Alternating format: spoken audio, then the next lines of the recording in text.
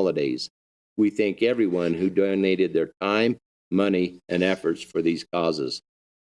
In the terms of our financial position, the council and staff are committed to using your taxpayer dollars wisely. Our conservative fiscal policy ensures that we have the necessary funds to meet your needs and withstand economic downturns. We never spend more than we've budgeted. We also save money to pay for at least a portion of larger, more expensive projects in future years. Our department managers share that vision by carefully analyzing every program to ensure efficiency. We're proud to say our fiscal policies have allowed Show Low to survive a difficult economic times and see modest growth. We believe in retaining local control over the city's budget, which must be balanced according to state law. To protect you and our city's assets, we have a permanent mandate to maintain at least a minimum of $1 million in reserves and to require a supermajority vote of the sitting council to approve any tax increase. Our cost-conscious approach supports our pledge to deliver full police and public works service, community events, and recreational activities to meet your needs and interests. We offered our 21st annual Free Project Clean Sweep beautification program and provided a Christmas tree recycling site. Along with Navajo County and the town of Pinetop Lakeside, we co-sponsored a free region-wide residential electronic waste and used tire collection event. Looking ahead to 2020, our plans include making roadway improvements to 6th Street and Cooley Street from Central to 4th Avenue, installing a sidewalk along North 16th Avenue from West McNeil to Old Linden Road, replacing water lines in West Cooley from North 8th Avenue to Central Avenue, partnering with the Arizona Department of Transportation for the design of intersection improvements at South White Mountain Road, Show Low Lake Road, and Cub Lake Road, replacing sewer mains in West Cooley between Central and 8th Avenue and in West McNeil between 4th and 8th Avenues, rehabilitating the south apron at the airport using grant funds, installing newly designed entryway signs welcoming visitors to Show Low, using community development block grants to revitalize downtown along East Hall between North 11th Street and South White Mountain Road. 2020 will also bring elections in the fall to fill 3 council seats and the mayor's seat for 4-year terms. We will continue to collaborate with other communities to provide value-added services to our region, such as our much-needed transit system and supporting tourism marketing efforts. Your city council thanks you for your confidence in our ability to handle city affairs, a sentiment shared by your fellow Americans. The polls show that for more than a decade, Americans continue to trust local governments more than state governments or federal government. Because the council and our staff are dedicated to remain accessible to you, we welcome your feedback. We are responsive and transparent, and we work together as a group in a nonpartisan way.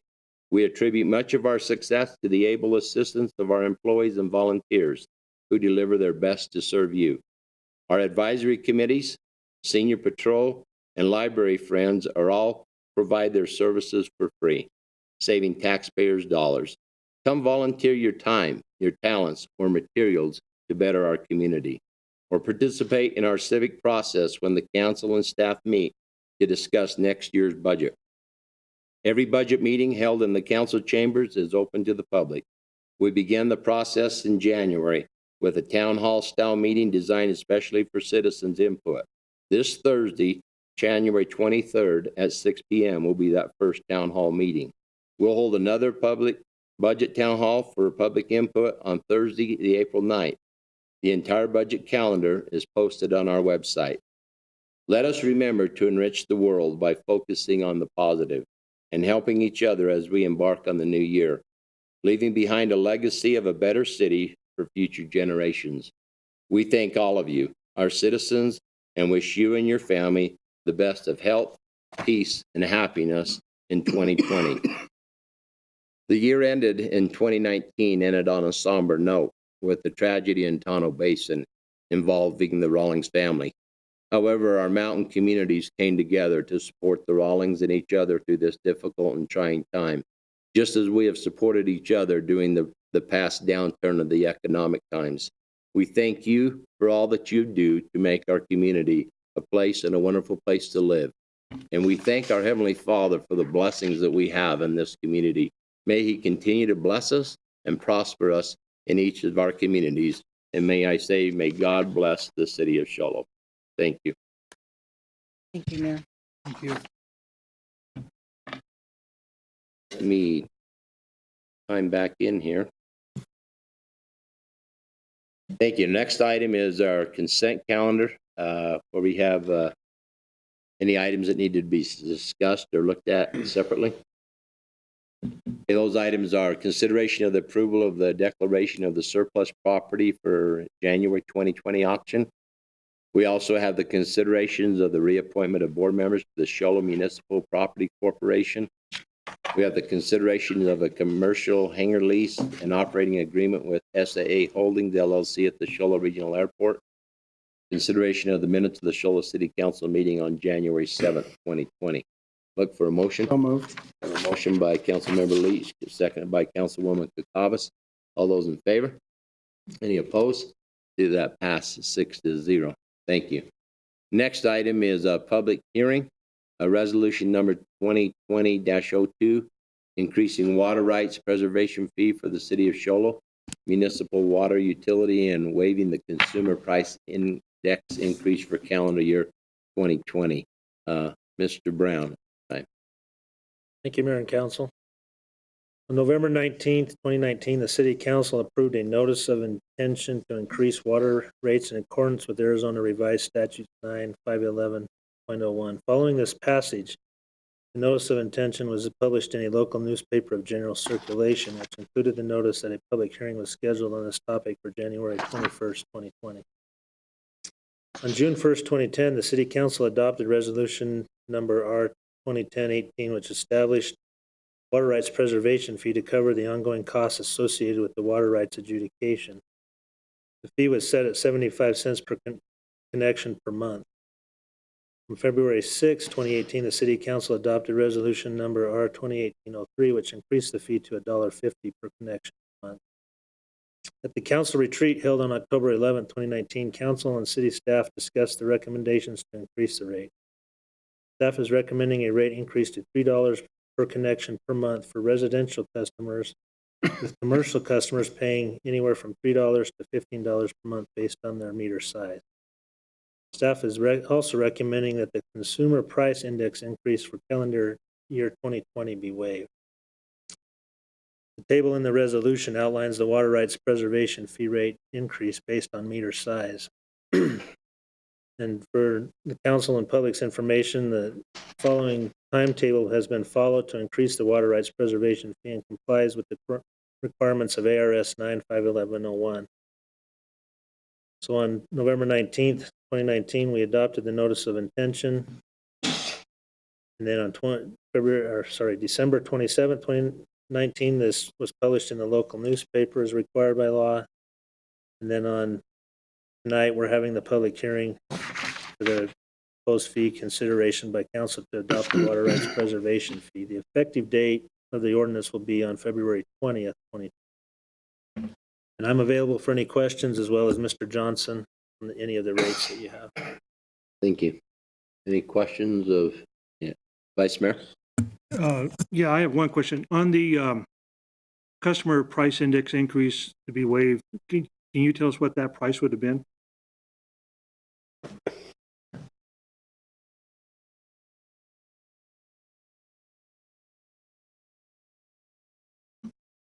Thank you, Mayor and council members. I do have some data on those. I'll just kind of give you the residential, because that's most of our customers are just regular residential. The current base rate that we're currently charging for water for the average customer, which is the 5/8/3/4 inch meter, is $30.37 per month. With the CPI, it would have been $31.23 per month, or 86 cents per month increase. Okay, so with the $3 and you subtract that out, so what's the probability of what it should go up? If you take the $3 per month, and then if we staff recommended we get rid of the consumer price index cost for 2020. What's that difference? Yeah, so the current rate is $1.50, so the increase will be $1.50. So if you back out the CPI out of that number, it's a 64-cent increase. That's what I need. Thank you very much. No problem. And if we kept it in, then we'd add another $86 on top of, you know, 86 ballpark. cents. 86 cents, sorry. Yeah. You know, on top, so. Correct. Any other questions? Aaron, just one point on the motion. We should have probably made it just a little clearer. We're only waiving the CPI for the water, base water rate. This isn't for the sewer or the trash or any of that. It's actually for all the water rate, the base fee plus the additional fees for usage. It's Correct. on the water fee itself. But it's water only, not wastewater. Water only. So if you could include that in the motion, we'd appreciate it. Just the increase from the water fees, right? Waive Yeah, the waive the- consumer price, increase for For water. water, calendar year 20, and it's just calendar year 2020. Okay. Okay, thank you. Any other discussion? This time I'll open this up for public hearing. If anybody from the public wishes to speak on this issue, let me do so. See nobody move from the public, we'll bring it back to council for a recommended motion. Vice Mayor. You know, this is probably one of the hardest things that we have to do is try to increase anything for anybody. The good thing is that with this water consumer price, and at least the first year, we'll be able to cut that some down, and hopefully that will soften the increase of anything else that we do. So I move to adopt resolution R 2020-02, increasing the water right preservation fee from the City of Show Low Municipal Water Utility and waive the consumer price index increase for the calendar year 2020 for just the water only, and establish the resolution number R 2011-45. Have a motion, have a second by Councilmember Kelly. Any other discussion? Seeing none, I'll call for the vote. All those in favor? Any opposed? That passed 6-0. Thank you. Appreciate that. Next item we have is a summary of current events. I'll look to council members of any current events they'd like to share. Vice Mayor? Thank you, Mayor. I attended the Show Low Main Street board meeting last week.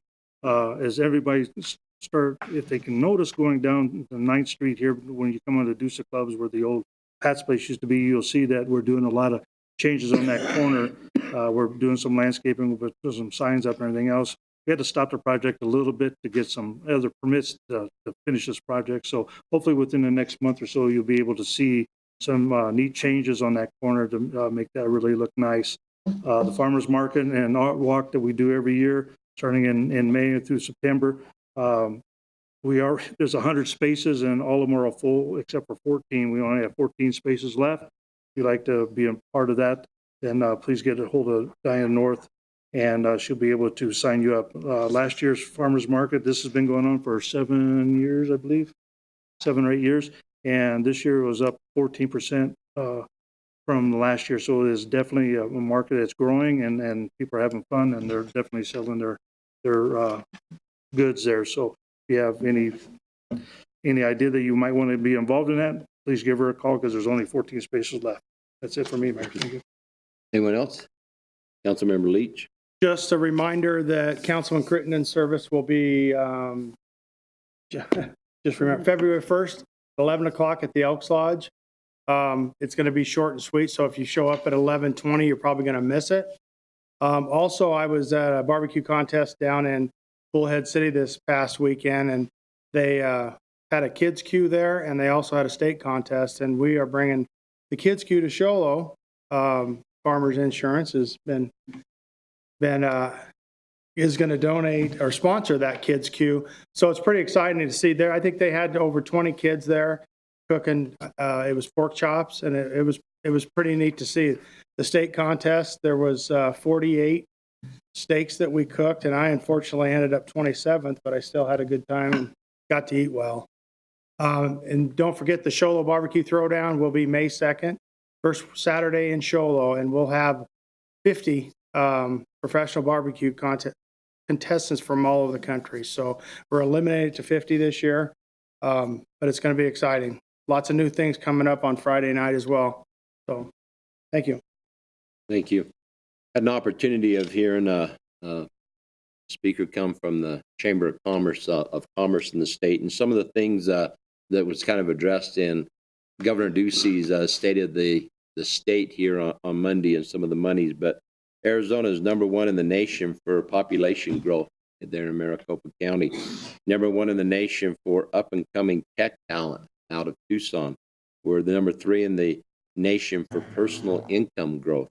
We're number 3 in the nation for the state for the highest population growth rate as well. So Arizona is definitely bouncing back on some of the economic things they had.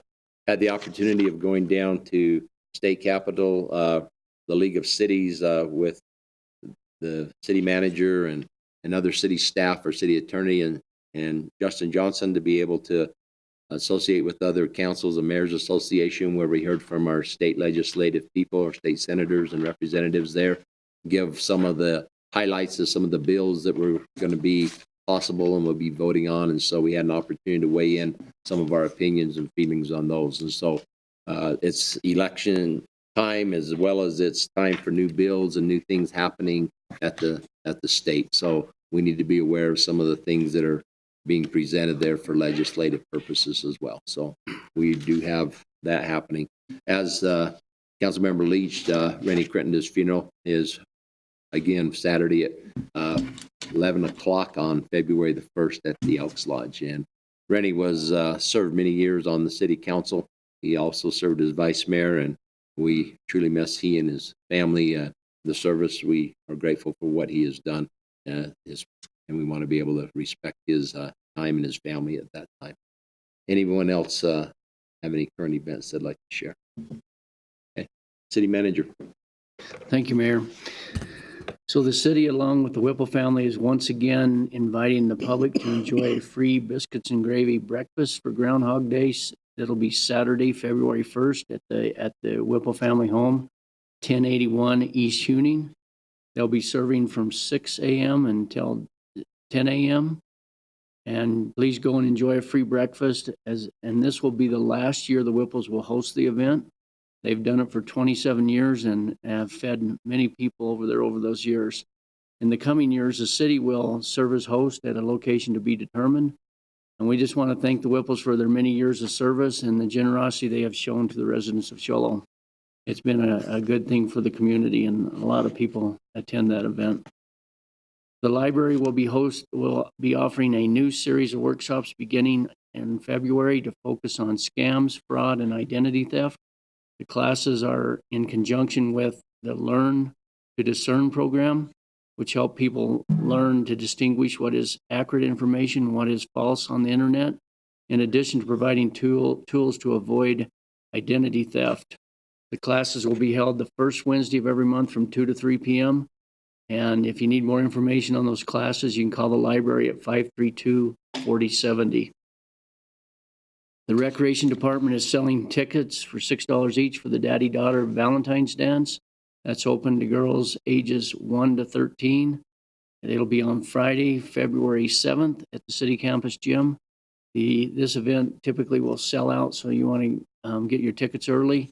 And if you need more information on that event or any other recreation event, you can call 532-4140.